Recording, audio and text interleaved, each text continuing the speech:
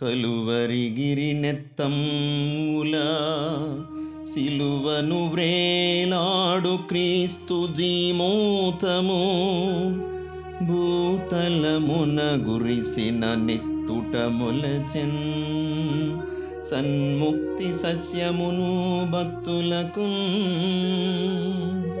కలువరి నుండి కారిన రక్తము, శిలువ మీద వేలాడుతున్నటువంటి ఆ దేహము నుండి కారిన రక్తము చేత తడిసిన నేల నుండి ఇదిగో సస్యము, నూతన జీవము పుట్టుకొచ్చింది, నిత్య జీవం పుట్టుకొచ్చింది. బలి అయిపోయేనే గొల్గొతాగిరి యెహోవ ముద్దు బిడ్డడు, దుష్టుల దుశ్చర్యల కగ్గమై భువనములను శోకింప స్వర్గాన దూతలే కన్నీట మునిగే అక్కడ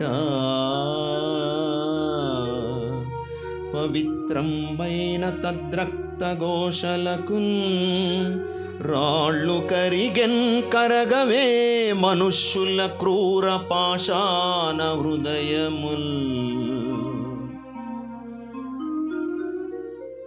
యెహోవా ముద్దు బిడ్డ, తన ఏకైక ప్రియమైన కుమారుడు ఇదిగో మరణిస్తే దుష్టుల యొక్క దుశ్చర్యల, ఆ దుష్టులు మనమే. మన దుశ్చర్యలు, మన పాపపు చీకటి బతుకు వలన, అతనుకు వేసిన శిలువ మరణము వలన అదిగో దూతలు కన్నీరు కారుస్తున్నారు, రాళ్ళు కరుగుతున్నాయి. కానీ ఈ మనుషుల యొక్క హృదయాలు కరగడం లేదే, మారు మనసు పొందలేకపోతున్నారే. ఎంత త్యాగము చేసిన నన్ను చూసి వీరింకా పాపంలోనే ఇంకా మునుగుతూ తేలుతూ ఉన్నారు.